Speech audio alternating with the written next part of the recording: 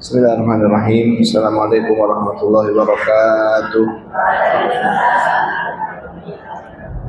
Alhamdulillah wassalatu wassalamu ala Rasulillah wa ala alihi wa sahbihi ajma'in. Amma ba'd. Bab kita lanjutkan tentang fadilah-fadilah amal. Bab keutamaan membantu janda miskin dan orang-orang miskin.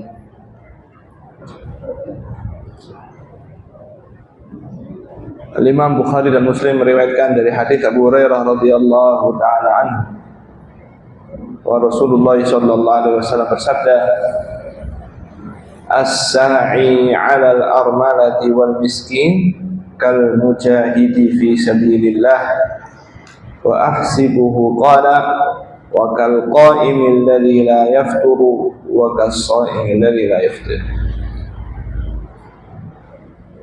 Dari Abu Hurairah radhiyallahu anhu, dia berkata bahwa Rasulullah sallallahu alaihi wasallam bersabda, orang yang mencukupi kebutuhan wanita janda yang miskin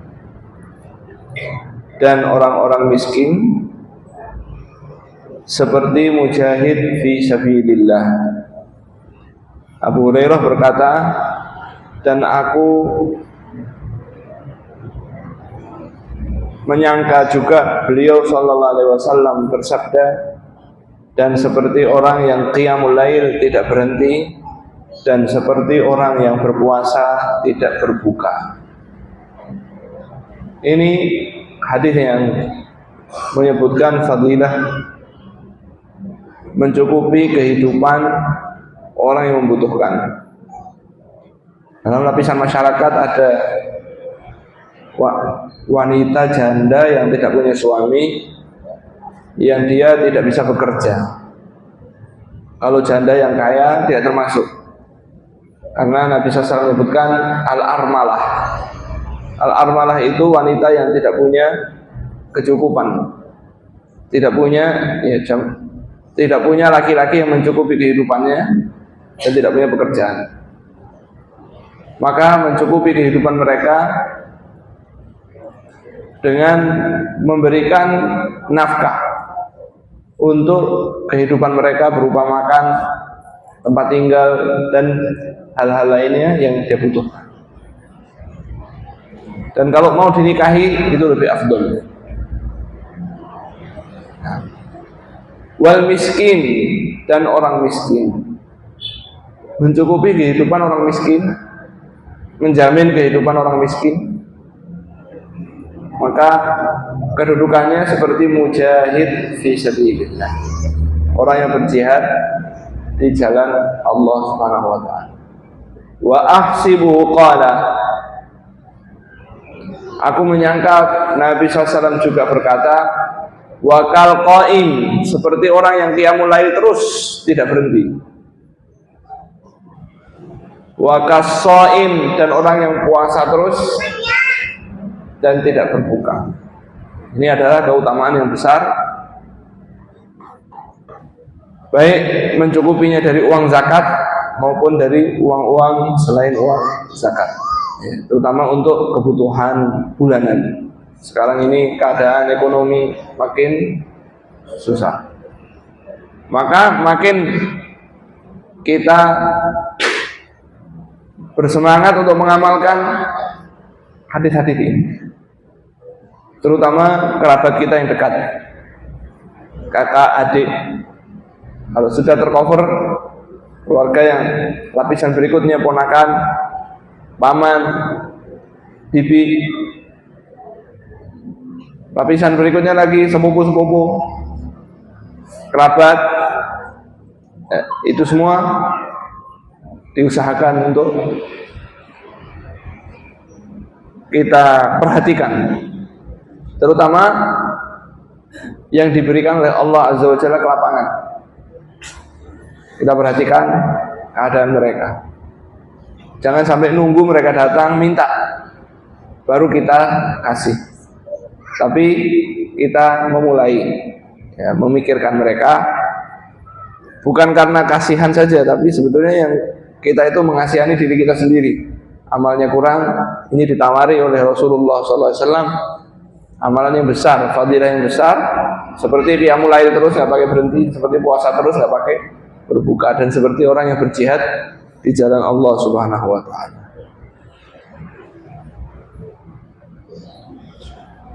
Bab berikutnya, bab keutamaan memberi waktu bagi orang yang susah membayar hutang dan memaafkan mereka.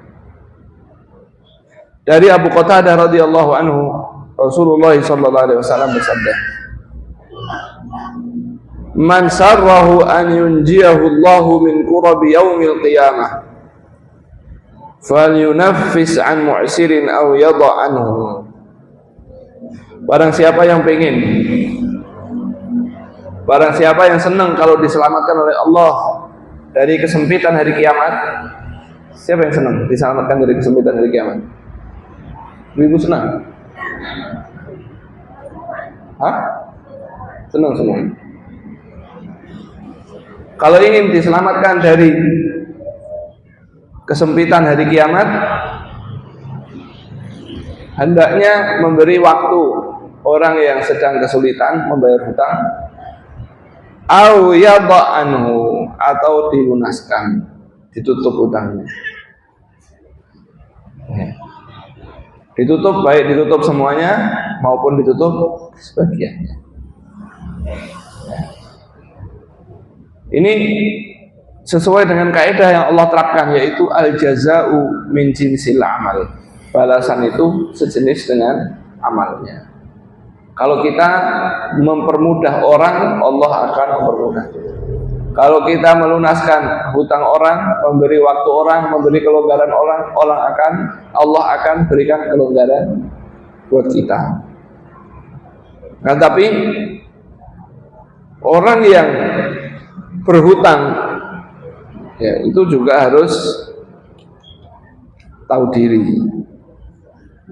Kalau nggak bisa bayar, jatuh tempo, jangan nunggu ditagih baru minta maaf. Ya, ini akhlak yang buruk.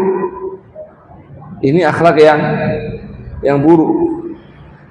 Tetapi yang benar adalah kalau dia merasa bulan ini belum bisa membayar atau waktu yang ditentukan belum bisa membayar, ya hubungi dulu, dia minta maaf. Maaf, saya bulan ini belum bisa membayar. Kapan? Nggak tahu. Nah, waktunya sekian dan sekian. Nah, itu disampaikan, ya, disampaikan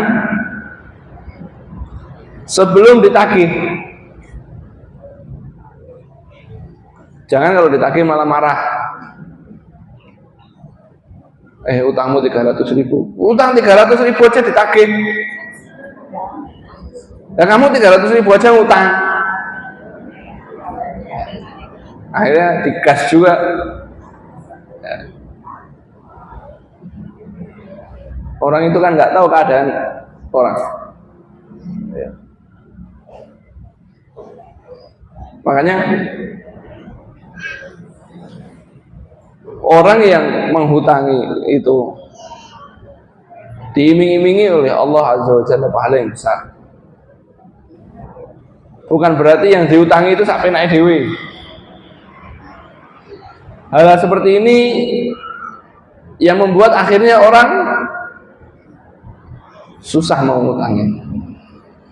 Ada orang baik butuh mau hutang, orang sudah, wah hari gini orang hutang nggak ada yang bayar, saya nggak mau ngutang. Akhirnya kesulitan. Tindakan-tindakan seperti ini yang harus diberantas dari masyarakat. Apa hukumnya hutang? Boleh kalau terpepet. Hal-hal yang mendesak kita hutang boleh.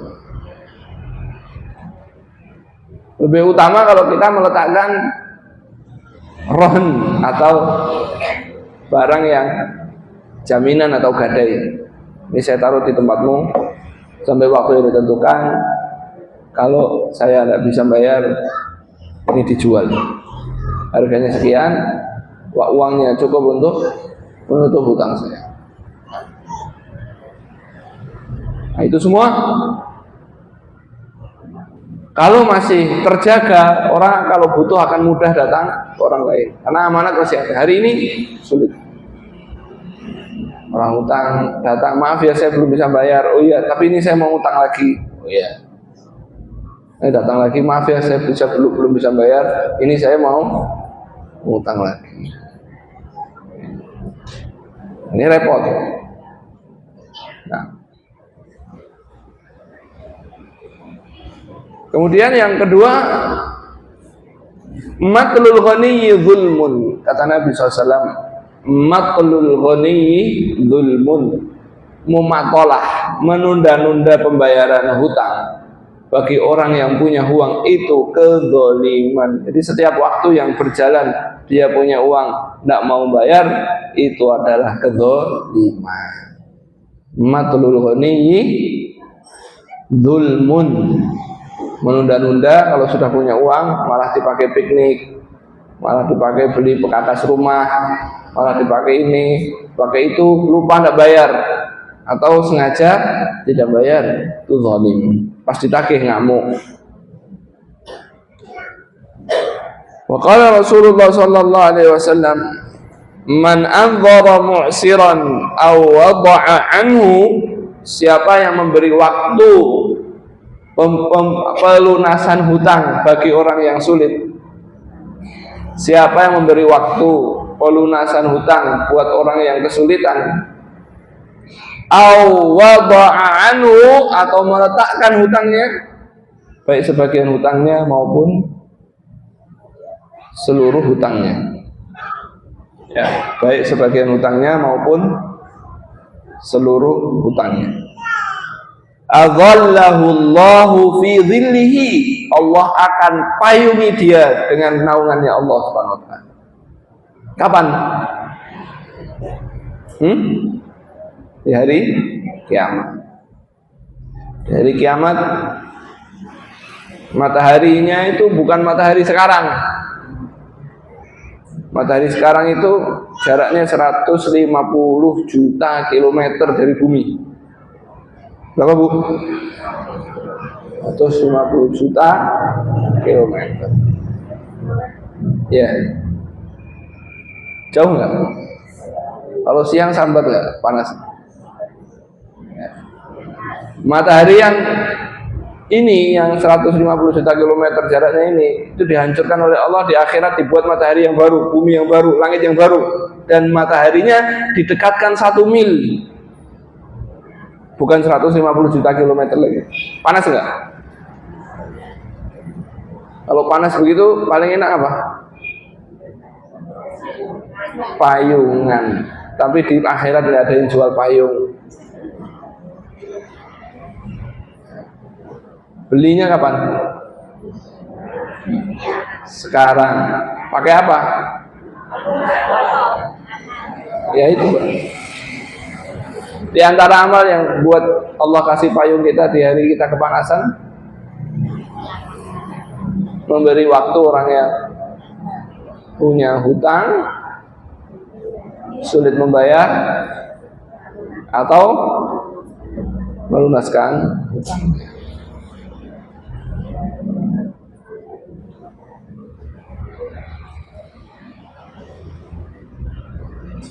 Dari Buraidah bin Husayb radhiyallahu anhu qala, dari Buraidah bin Husayb Rasulullah SAW bersabda, man anzara mu'siran falahu kullu yawmin sadaqah qabla an yahilla ad-dain.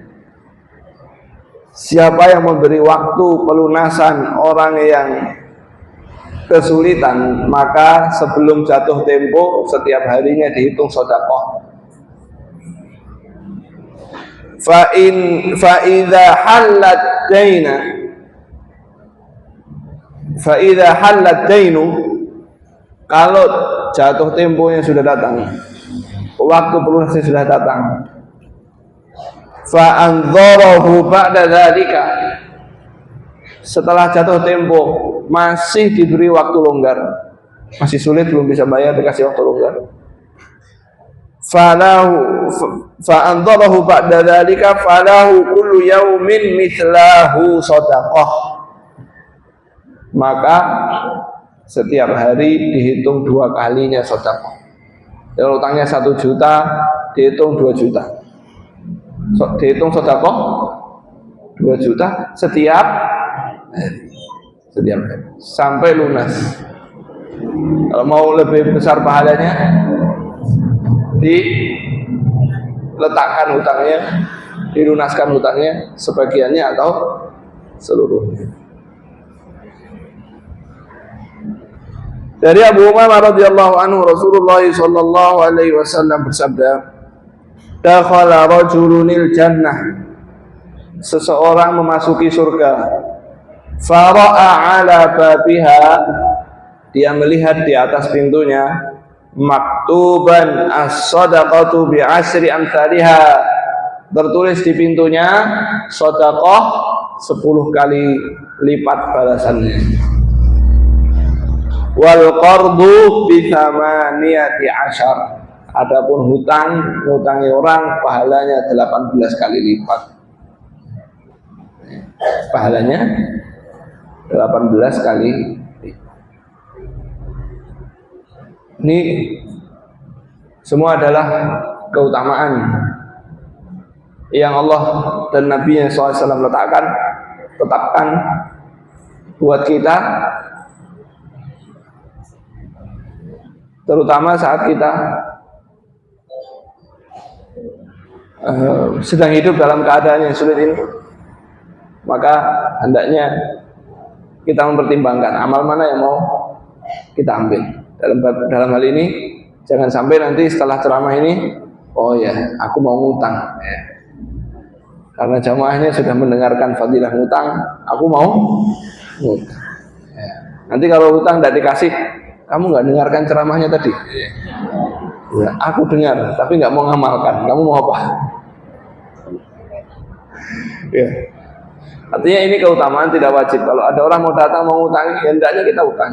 Tapi kalau kita nggak mau karena melihat satu dan lain hal, ya jangan berserah, tidak wajib. Bilang saya nggak mau ngutangi, saya ngasih kamu ini aja. Saya ngasih kamu ini aja. Nggak, saya maunya utang, saya nggak mau. Saya mau cari yang lain. Kenapa? Karena saya ada kebutuhan. Misalnya begini. Enggak, ini 1 hari datang, selesai insya Allah. 1 hari betul ya, 1 bulan. Ya.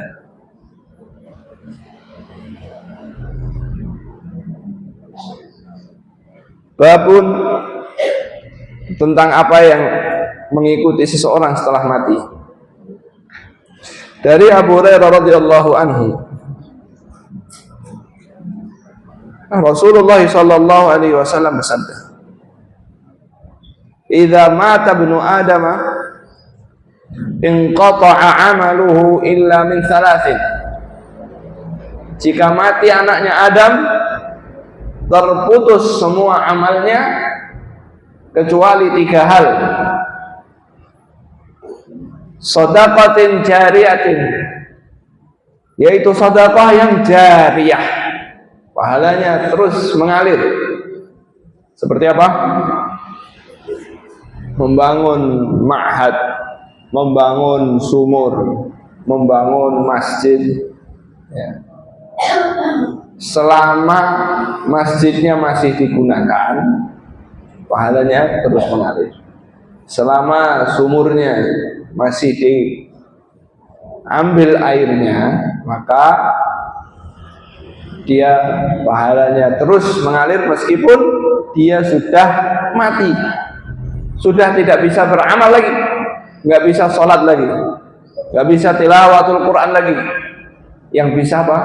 1, sedekah jariyah, mengalirkan sungai, mewariskan mushaf, belikan mushaf.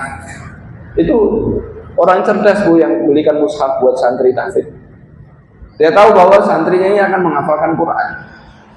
Dan dia tahu bahwa kalau santrinya sudah hafal Quran, nggak mungkin nggak dimurojaah. Jadi dia terus murojaah terus.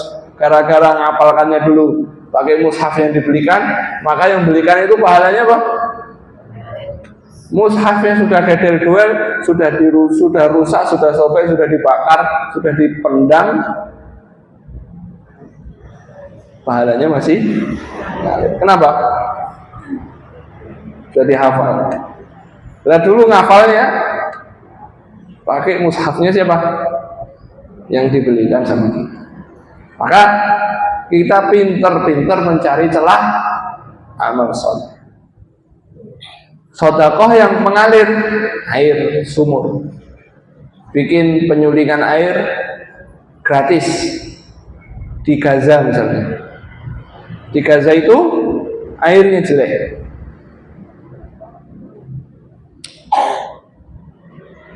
Dari semua dataran atau lembah di Gaza,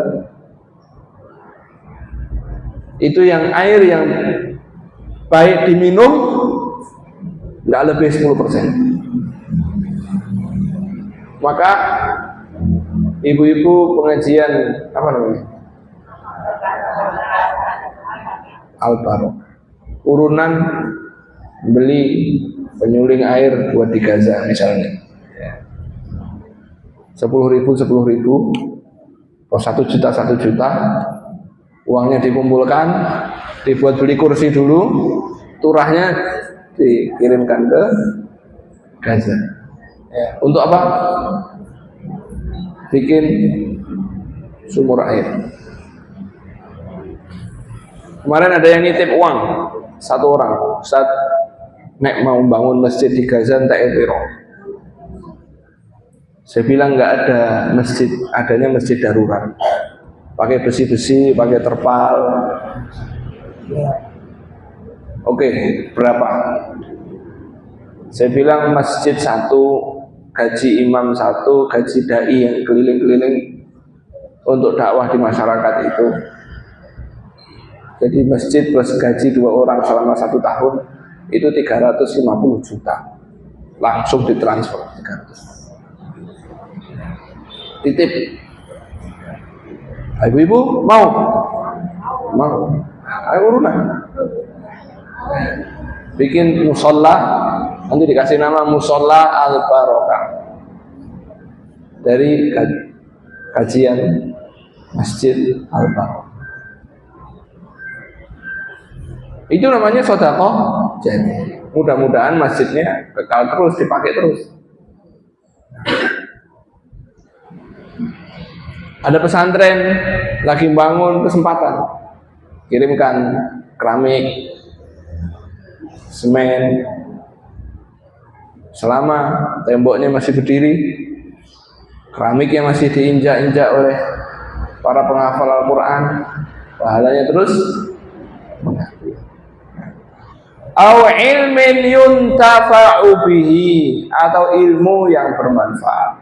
Ibu-ibu bayangkan para sahabat radhiyallahu anhu.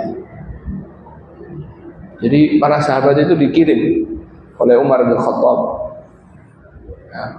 Fulan Abu Darda disuruh ke Syam. Salman Al-Farisi disuruh ke sana. Disuruh ke Irak. Ibnu Umar tinggal di Madinah. Ibnu Abbas tinggal di Mekah, meskipun setelah itu pergi ke Taif. Masing-masing sahabat itu, para ulama-ulamanya sahabat itu mengajarkan apa? Ilmu. Mu'ad bin Jabal dikirim ke Syam. Mu'ad bin Jabal itu yang paling ngerti tentang halal dan haram, paling alim tentang halal dan haram itu Mu'ad. Dikirim ke Syam, meninggal kena wabah amwas, pandemi. Umurnya baru 32 tahun atau 34 tahun. Abu Darda itu muridnya banyak. Muridnya punya murid. Terus sampai hari ini. Kira-kira pahalanya mereka itu banyak nggak? Hari ini kita bilang dari Abu Hurairah radhiyallahu anhu. Abu Hurairah dapat pahalanya nggak? Dapat pahalanya nggak? Saya mau kasih contoh. Pendiri pesantren Gontor misalnya. Pesantren Gontor ini berdiri tahun berapa? Oh, sudah lama sekali. Berapa? 1924, 28, 26. Dulu sebesar ini enggak? Enggak. Kiainya meninggal, murid-muridnya masih aktif. Bukan cuma aktif di pesantren Darussalam Gontor saja, pergi ke pesantren Fulan dirikan, pergi ke daerah sana dirikan.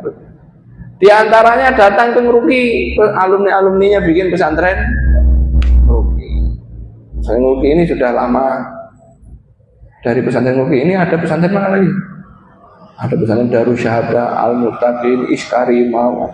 Iskarimah ini sudah ada sekitar beberapa puluh pesantren yang bekerja sama. Bayangkan, ini yang sudah meninggal tahun 1900, pahalanya ngalir terus.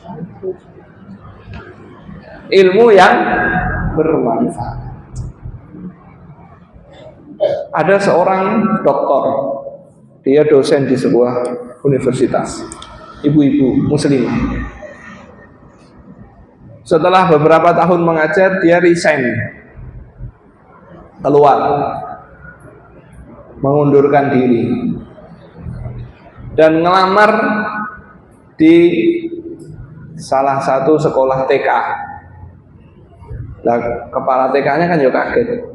Ini doktor kok ngajar TK, leleh keluar gaji piro kan gitu ya. Dia bilang aku nggak boleh gaji. Tujuan saya ngajar TK itu cuma satu, saya pengen mendahului ibu-ibunya untuk ngajari mereka surat Al-Fatihah, untuk mengajari mereka surat Al-Fatihah. Jadi begitu anak-anak TK itu masuk, dirangkuli sama ibu-ibu tadi, diajari surat apa? Al-Fatihah. Disi siapanya? Orang tuanya. Supaya apa? Anak ini kan sholat sehari berapa kali? Terus baca Al-Fatihah setiap hurufnya, si ibu ini dapat pahala. Inilah namanya ilmu yuntafa'u.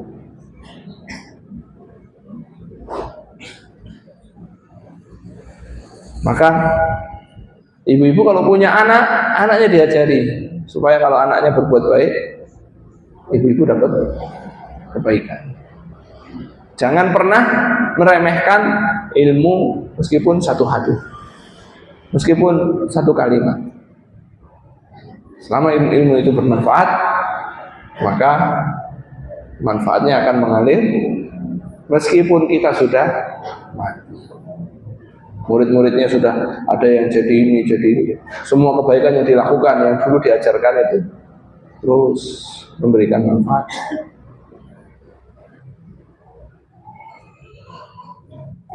Awaladin sholihin yad'u lahu, atau anak soleh yang terus mendoakan. Maka ketika punya anak, anaknya itu dididik untuk terus mendoakan orang tuanya, agar nanti ketika kita mati, anak kita itu terus berdoa untuk kita. Karena kita telah mendidiknya, nggak pernah ngajari, tahu-tahu nyuruh doakan, ya nggak mau, ya diyan-yani aja, tapi nggak dijalankan. Tapi kalau ditanamkan bagaimana berterima kasih kepada orang tua, nggak cuma didoakan, diumrohkan, dihajikan, padahal sudah mati. Tapi orang yang baik itu jangan nunggu orang lain beramal buat dia. Orang yang pintar jangan nunggu anak-anaknya beramal buat dia. Ada seorang pergi ke masjid di Turki zaman dulu. Dia bersama ajudannya. Ketika pulang dari masjid sholat Isya, dia mampir melihat toko yang jual buah, ada buah anggur yang menarik. Dia bilang sama ajudannya, ayo kita beli buah anggur. Kemudian dia beli buahnya, dikasihkan. Ketika jalan, dia bilang sama pembantunya, kamu pulang dulu, saya ada urusan. Ya. Bawa anggur ini pulang ke rumah. Sampai orang tadi menyelesaikan urusannya, dia pulang ke rumah, ternyata anggurnya sudah habis.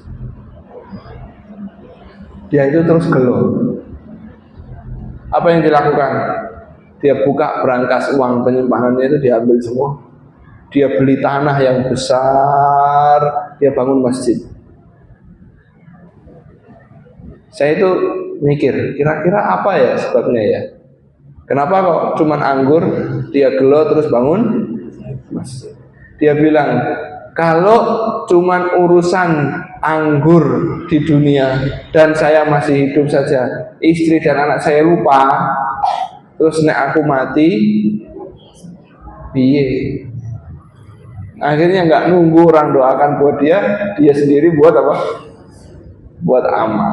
Kalau ibu-ibu jangan nunggu anaknya beramal buat dia, tapi kita yang beramal. Sekarang masih punya waktu, ya ayo beramal. Masing-masing beramal apa yang dimudahkan oleh Allah SWT buat dia. Nah, dari Abu Hurairah radhiyallahu anhu, Rasulullah SAW bersabda, inna mimma yalhaqul mu'minu min amalihi wa hasanatihi ba'da mautihi, sesungguhnya yang mengikuti orang mukmin dari amalnya dan kebaikannya setelah matinya, ya, setelah mati itu nggak ada amal, nggak ada yang ikuti. Apa yang mengikutinya? Ilman 'allamahu wa nasyarahu, sebuah ilmu yang dia ajarkan dan dia sebarkan. Diajarkan, disebarkan, sehingga orang berubah, orang terinspirasi menjadi baik. Guru saya Allahyarham Ustaz Aiman Badru Tamam rahimahullah, beliau adalah termasuk qudwah bagi kami tentang semangatnya dalam mengajarkan ilmu. Allah uji beliau itu dengan ujian yang berat. Yang pertama, beliau sakit diabetes sampai parah, sampai matanya tidak kelihatan. Akhirnya berobat. Selama matanya nggak kelihatan, ya masih ngisi pengajian. Kemudian ketika matanya membaik, mulai bisa kelihatan. Suatu hari saya berjalan melihat beliau sedang mau nyetater motor. Assalamualaikum Ustaz. Waalaikumsalam. Siapa? Berarti kan nggak kelihatan. Saya Faiz Ustaz. Oh iya, Ustaz mau kemana? Saya mau ngajar tahsin ibu-ibu di sana. Loh, minggir Ustaz, tak bonceng. Enggak mau. Ustaz kan belum kelihatan. Sudah, tadi aja nggak kelihatan saya. Minggir. Pokoknya saya nggak mau bagi-bagi pahala, mau tak ambil sendiri. Kemudian pernah tengah-tengah mengajar, ya stroke badannya setengah, tidak bisa gerak dan beliau jatuh. Begitu dibawa ke klinik, dibawa ke rumah sakit, sembuh, mengajar lagi. Terus terakhir Allah uji, ginjalnya rusak, harus dicuci darah. Ketika sakit di rumah sakit, kami jenguk, beliau menangis. Kenapa Ustaz? Kok nangis? Sabar, antum yang ngajari sabar. Nah, saya nggak nangis sakit saya itu sedih. Saya nggak pengen matinya di kasur kayak gini. Saya pengen matinya lagi ngajar. Ya. Saking semangatnya untuk mengajarkan kebaikan, rahimahullah. Bahkan ketika di rumah nggak bisa ngapa-ngapa, murid-muridnya suruh datang ke rumah. Ayo bacakan buku, ambil buku itu di rak sebelah sini. Ayo baca, diskusi.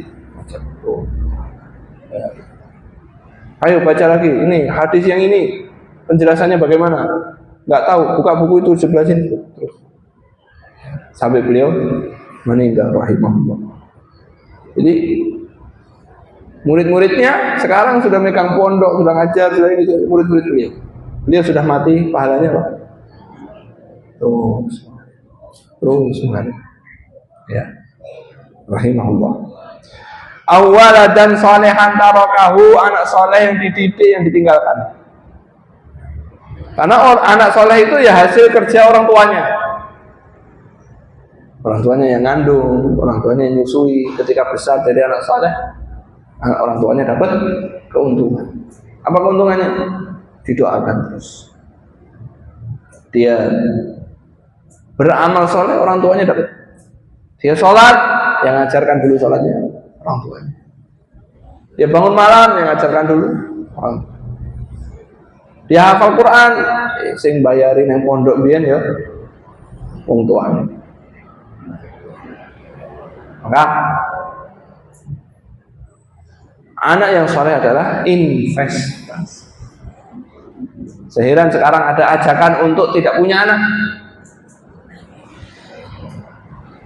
Anak itu berat, jadi mending tidak usah punya anak. Akhirnya dia nggak punya anak, mati. Nggak ada yang doakan, nggak ada yang celengannya nggak nambah-nambah. Kenapa? Dia nggak punya anak. Ya. Au mushafan warithahu, atau mushaf yang diwariskan. Dia punya mushaf dikasihkan. Selama orang membaca pakai mushaf itu, maka dia pahalanya terus mengalir. Au masjidan banahu, atau masjid yang dibangun. Yaqulu Rasulullah SAW, man bana lillahi baitan fid dunya, siapa yang membangun rumahnya Allah di dunia yaitu masjid, banallahu lahu baitan fil jannah, Allah bangun buatnya istana di surga. Bangun masjid. Tapi kalau bangun masjid ya harus ngeliat-ngeliat dulu. Jangan di sini sudah ada masjid, di sana seberangnya bangun, sana lagi seberangnya bangun, di sana lagi bangun. Ya. Au baitan libni sabil, atau rumah untuk ibnu sabil, rumah singgah. Kalau sekarang apa? Losmen gratis buat musafir. Zaman dulu ya dibangun seperti itu. Tempat menampung ibnu sabil. Kalau sekarang wah penuh sekali itu ya. Tetangga-tetangganya nggak punya rumah daripada ngontrak tinggal di situ. Ya. Padahal ini untuk ibnu sabil itu apa? Sedang perjalanan. Jadi kalau sekarang itu mungkin di rest area ada kasurnya, disiapkan makan gratis, disiapkan toilet yang bersih, ya. Disediakan handuk misalnya untuk ibnu. Au nahran ajrahu, atau sungai yang dialirkan. Misalnya nggak ada air daerah situ, dia bikin apa? Alirkan sungai. Seperti istrinya Harun ar-Rasyid itu membangun aliran air dari Taif sampai ke Arafah. Dulu di Arafah itu nggak ada air, tandus. Orang yang di Arafah kekurangan air. Makanya satu hari sebelumnya nginap di Mina, hari Tarwiyah, untuk mengambilkan atau mengumpulkan air. Persiapan mau pergi ke Arafah. Nanti kalau di Arafah airnya habis, sudah nggak ada air. Maka istrinya Harun ar-Rasyid pakai uang pribadinya bangun dari Taif sekitar 40 kilo aliran apa? Air. Jadi dialirkan dari mana? Jadi musim haji alirannya dibuka ngalir sampai ke mana? Arafah. Orang-orang yang haji semuanya bisa minum. Tapi sekarang sudah tidak dipakai. Jadi pahalanya sudah apa? Au shadaqatin akhrajaha min malihi fi sihhatihi talhaquhu ba'da mautihi, atau sedekah yang dikeluarkan dalam keadaan sehat, yang pahalanya terus mengikutinya setelah kematian. Jadi bangun pesantren, bangun rumah makan digratiskan, wakaf, rumah makan digratiskan, atau wakaf produktif, bikin pabrik diwakafkan uangnya untuk pesantren atau untuk kemaslahatan kaum muslimin. Dari Abu Hurairah radhiyallahu anhu, Rasulullah SAW bersabda, "Laisa shadaqatan a'dhamu ajran min ma'in." Tidak ada pahala, tidak ada sedekah yang pahalanya lebih besar dari sedekah air. Air, sumur yang dibangun, air yang dialirkan di daerah-daerah kekurangan air. Kalau nggak bisa sumur, dibelikan tangki,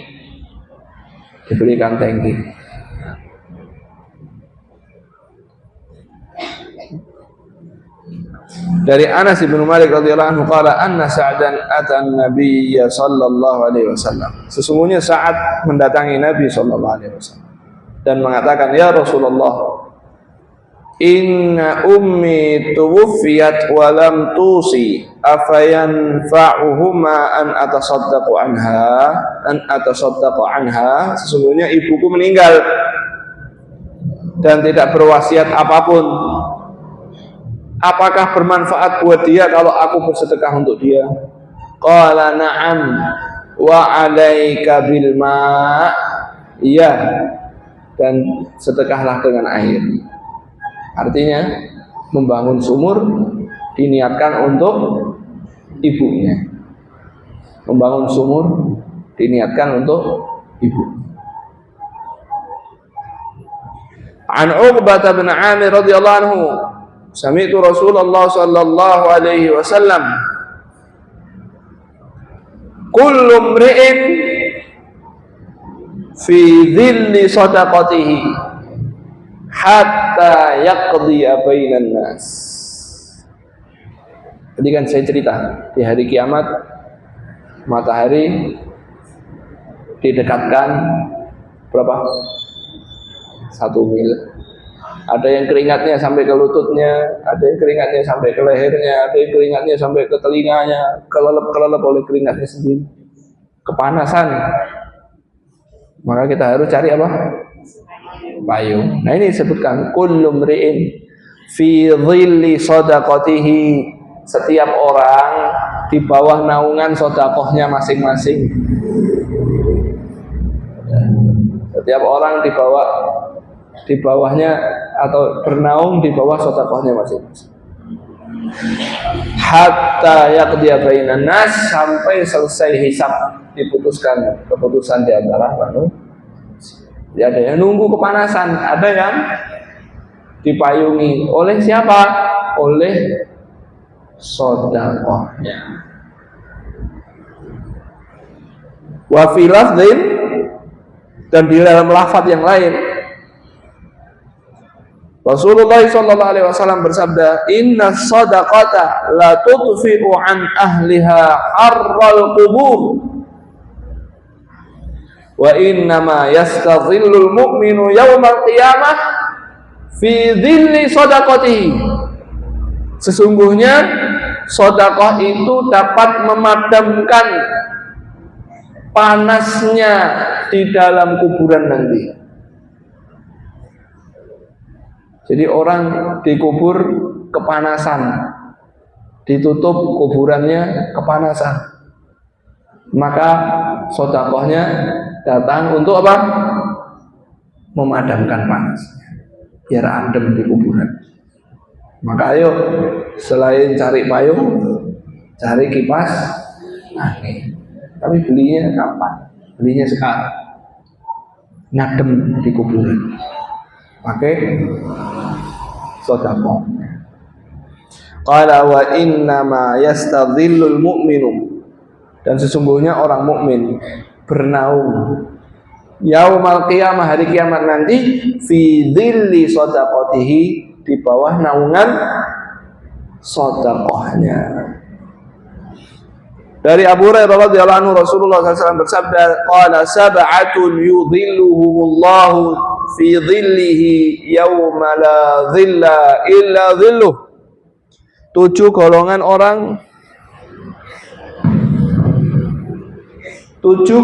orang yang dinaungi oleh Allah dengan naungannya Allah di hari di mana tidak ada naungan kecuali naungannya. Jadi 7 orang ini dipayungi oleh Allah Subhanahu wa taala, dinaungi oleh Allah Subhanahu wa taala.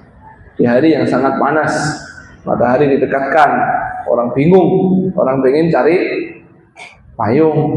Hanya ada 7 orang yang dipayungi. Yang pertama al-imamul adil, imam pemimpin yang adil.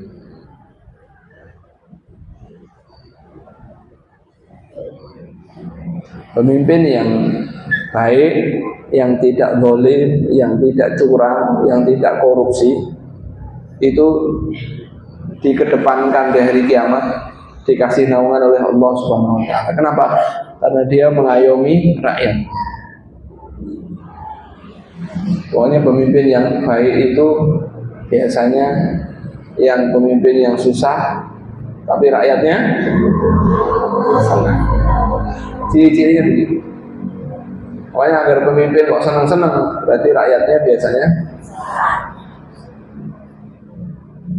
Tapi kalau pemimpinnya kesusahan, biasanya rakyatnya bahagia.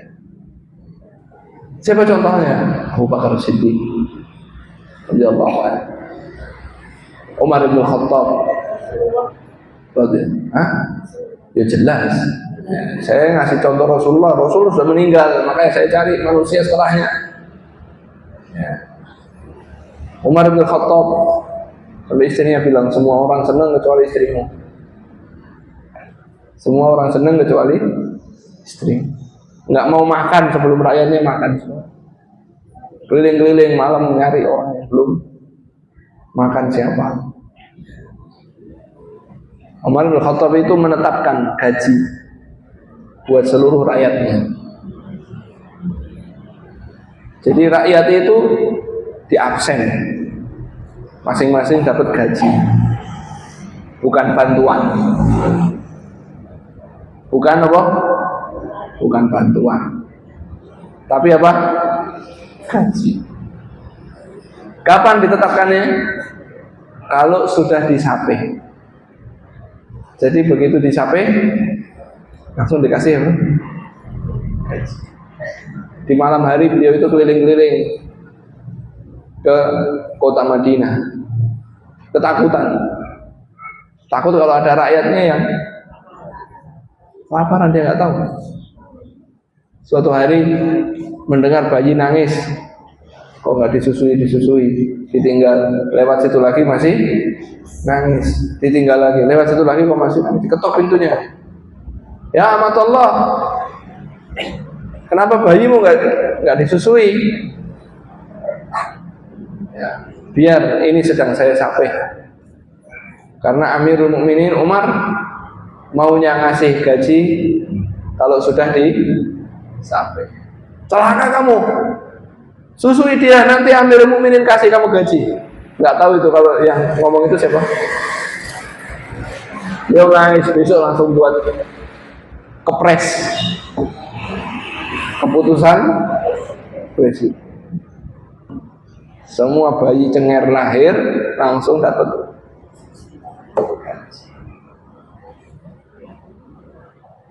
Pokoknya kalau rakyatnya susah, biasanya terus pemimpinnya seneng-seneng, duitnya akeh, omahe makruh, tabungannya akeh, emas-masannya akeh, masih 70 kilo.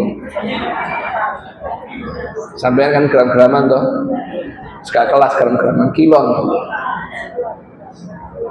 Kayak tuku timun 3 kilo, bawang 4 kilo, duwe emas 70 kilo. Lihat rakyatnya ya susah.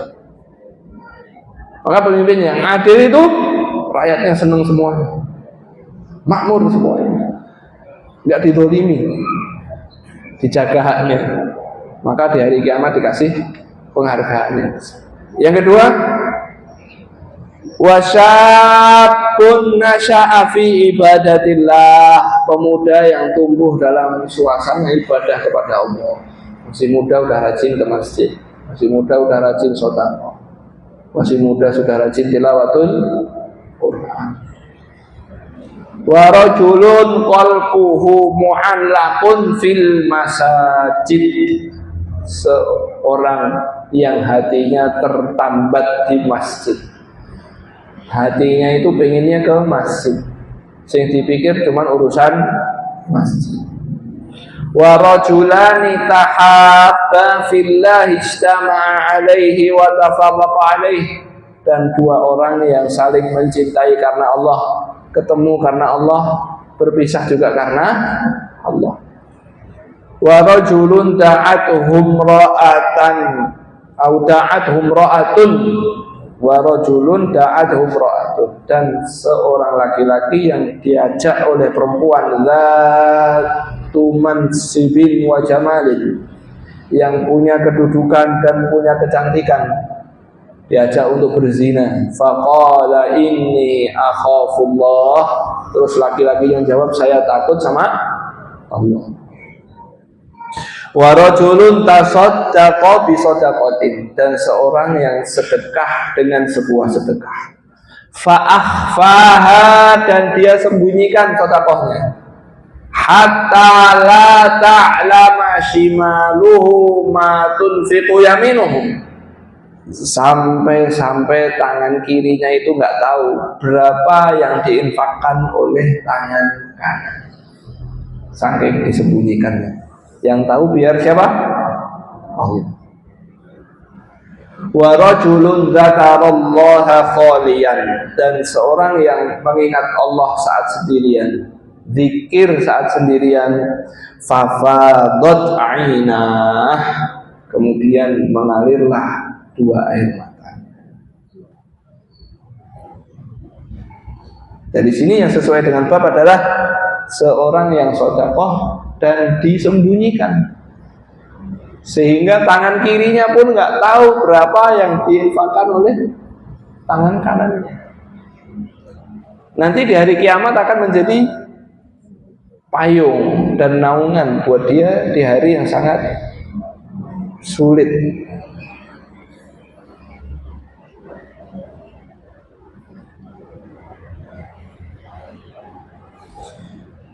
Berikutnya dari Abu Umamah radhiyallahu anhu, Rasulullah sallallahu alaihi wasallam, sana'i'ul ma'rufi taqi masari'as su', perbuatan baik menjauhkan tempat-tempat keburukan. Jadi takdir yang buruk dicegah dengan apa? Perbuatan baik. Wa shadaqatus sir, sedekah rahasia. Tudfi'u ghadabar Rabb, dapat memadamkan marahnya Allah Subhanahu wa ta'ala. Jadi para ulama mengatakan kalau kita itu habis maksiat, kita itu buat marah siapa? Allah. Biar Allah nggak marah lagi sama kita, kita apa? Sedekah. Tapi sedekahnya rahasia, yang tahu hanya kita sama siapa? Allah.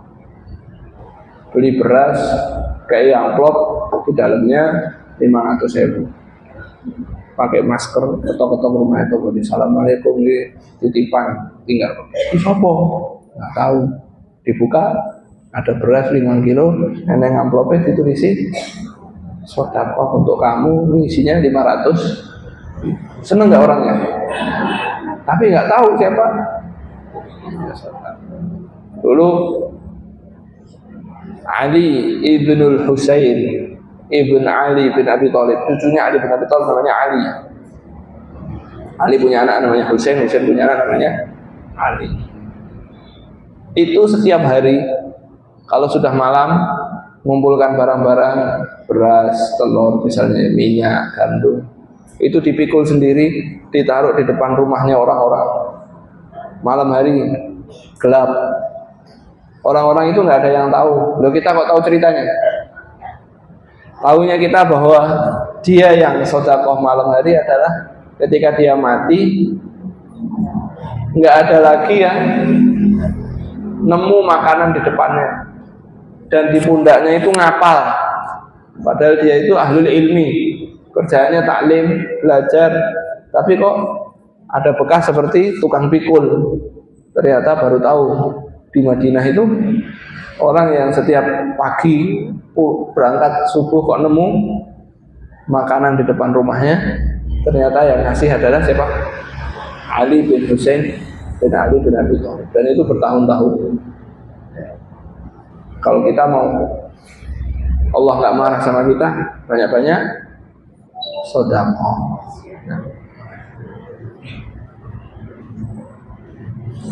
Dari Asma binti Abi Bakar radhiyallahu anhu,